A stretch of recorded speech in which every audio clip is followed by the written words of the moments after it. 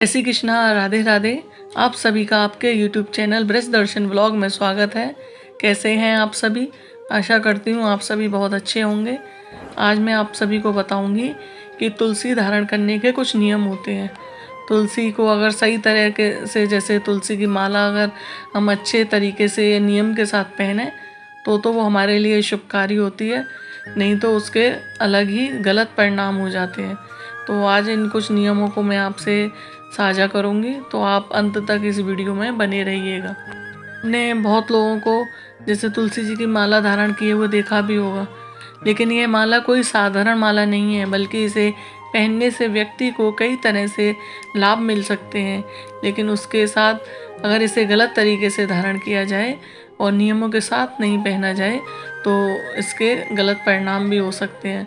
तो ध्यान रखना ज़रूरी है ताकि इसका पूर्ण लाभ सबको मिल सके। जैसे हमारे हिंदू धर्म में तुलसी की माला धारण करने का विशेष महत्व है, ऐसे ही हर घर में हमारे हिंदू धर्म में तुलसी का पौधा रखना भी शुभ माना जाता है। अगर नियमों का सही पालन किया जाए तो तुलसी की माला धारण करने से व्यक्ति को विशेष लाभ मिल सकते हैं। लेकिन ये लाभ तभी होंगे जब आप तुलसी की माला धारण करने के बाद कुछ सावधानियां बरतेंगे। ऐसे में आइए जानते हैं कि तुलसी की माला साल के किस दिनों में जैसे धारण करनी चाहिए और व्यक्ति को इसका विशेष लाभ मिल सकता है और किन नियमों का पालन करना चाहिए। जैसे कि बहुत लोग गले में तुलसी माला पहनना पसंद नहीं करते, या उन्हें कोई जैसे प्रॉब्लम होती है, गले में नहीं पहनी जाती। तो अगर आप लोग जैसे तुलसी की माला गले में नहीं पहन सकते, परेशानी होती है, तो आप अपने दाएं हाथ में उसे लपेट कर भी पहन सकते हैं। दाएं हाथ में आप जैसे ऊपर की तरफ लपेट लें, लेकिन हाथ में अगर आप कलावे की तरह पहन रहे हैं तो वो अशुद्ध नहीं होनी चाहिए। जैसे नित्य क्रिया करने से पहले इसे हाथ में से निकाल देनी चाहिए, और गले में पहन रहे हैं तो वो आप उसे हमेशा पहन सकते हैं। इसे धारण वैसे तो आप कभी भी कर सकते हैं, गंगा जल में शुद्ध करने के बाद आप सुखाकर फिर पहन लें। वैसे कुछ समय भी हैं, उनसे अगर मुहूर्त से शुभ दिन में अगर आप पहने तो वो बहुत अच्छा रहता है। तुलसी की माला पहनने के लिए प्रदोष काल सबसे अच्छा समय माना गया है। इसके अलावा तुलसी की माला सोमवार, गुरुवार या बुधवार को भी पहनी जा सकती है, लेकिन रविवार या अमावस्या के दिन इसे धारण नहीं करना चाहिए। तुलसी जी की माला को गर्भावस्था के दौरान भी इस माला का प्रयोग नहीं करना चाहिए। तो मांस मंद्रा का सेवन करने वाले हैं, वो तुलसी जी की माला पहनने की सोच रहे हैं, तो आप पहले ये नियम को भी जान लें। इससे जुड़े हुए ये नियम जानने चाहिए तो मैं आपको बता दूं कि यदि आप इस माला को धारण कर रहे हैं तो आपको मांस मंद्रा का सेवन नहीं करना चाहिए। साथ ही तामसिक भोजन से भी परहेज करना चाहिए। ऐसे में आपको सात्विक भोजन करना चाहिए।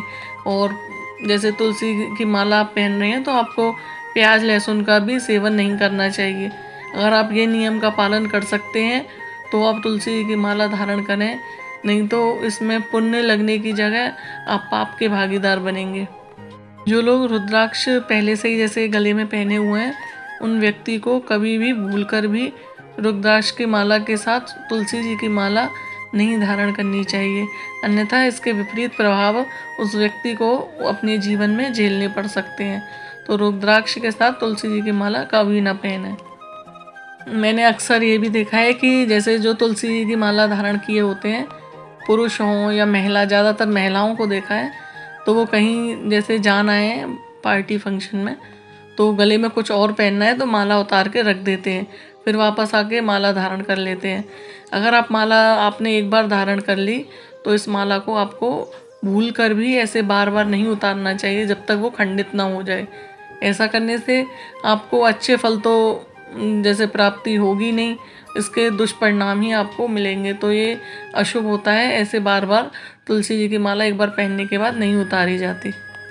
माला का शुद्धिकरण बहुत ज़रूरी होता है। तुलसी की माला धारण करने से पहले उसका शुद्धिकरण करना बहुत ही आवश्यक है। माला धारण करने से पहले उसे अच्छी तरह पहले गंगा जल से धो लें। जब माला सूख जाए उसके बाद ही धारण करनी चाहिए। ये मान्यता है जैसे तुलसी की माला जिनके गले में हो, जो धारण करते हैं, तो ऐसा भी कहा जाता है कि माला धारण करने से सौभाग्य और समृद्धि आती है और नकारात्मक ऊर्जा हमसे जैसे दूर रहती हैं और नेगेटिव एनर्जी से हमारी रक्षा होती है। अगर आपने तुलसी की माला जैसे धारण की हुई है तो आपको रोज़ाना विष्णु जी के मंत्रों का जाप अवश्य करना चाहिए। इसे करने से व्यक्ति को शुभ फलों की प्राप्ति होती है। इसके साथ ही व्यक्ति को मानसिक शांति की भी प्राप्ति होती है। जितना आपसे बन सके उतना आपको जप करना चाहिए। जैसे आपने गले में माला धारण की हुई है और वो खंडित हो जाए, टूट जाए, तो आप उसे इधर उधर ना फेंकें। आप जैसे किसी मिट्टी पौधे होते हैं आपके घर में, तो पौधों में मिट्टी में उन दानों को जैसे मिक्स कर दें, दबा दें, तो दोष नहीं लगता फिर उससे। तो जो गुरु दीक्षा लेते हैं उनको तुलसी माला उनके गुरुजी के द्वारा दी जाती है। तो ये आप जो फ़ोटो देख रहे हैं, चित्र, ये हमारे गुरुजी का फ़ोटो है। ये वृंदावन वाले गुरु महाराज हैं, ये मथुरा के गुरु महाराज हैं। तो जैसे जैसे जो जिनकी दीक्षा लेता है, वृंदावन वाले जो गुरु महाराज हैं वो जो कंठी देते हैं तुलसी जी की, वो डबल कंठी होती है जो बिल्कुल गले पे टाइट होकर आती है। और ये जो महाराज हैं ये देते हैं लंबी वाली कंठी पहनने के लिए। तो आपके जैसे आपके अपने गुरु हों, उनके हिसाब से दीक्षा लेते हों, उनसे भी तुलसी माला प्राप्त की जाती है। और अगर आप खुद पहनना चाहते हैं तो आप जो मैंने आपको शुभ दिन बताए हैं उन दिनों में आप जैसे गंगा जल से धोने के बाद, शुद्ध करने के बाद उसे सुखाकर और आप धारण कर सकते हैं। और इन नियमों का पालन अवश्य करना चाहिए जिन्होंने तुलसी माला धारण की है, वरना तुलसी के जैसे लाभ की जगह हानि की प्राप्ति हो सकती है। तो इन नियमों का हमको ज़रूर पालन करना चाहिए, तभी हम तुलसी माला धारण करें, अन्यथा हमको तुलसी माला धारण नहीं करनी चाहिए। अंत समय में जब व्यक्ति जैसे अपनी अंतिम यात्रा में होता है तो व्यक्ति के जैसे मुख में तुलसी का एक पत्ता डाला जाता है। कहीं अगर जो हमेशा तुलसी की माला धारण करते हैं तो उनका तो आप लाभ सोच ही सकते हैं। लेकिन ये लाभ इसका तभी है जब हम तुलसी धारण करते समय इन नियमों का पालन करें और इन नियमों के साथ हम तुलसी की माला धारण करें।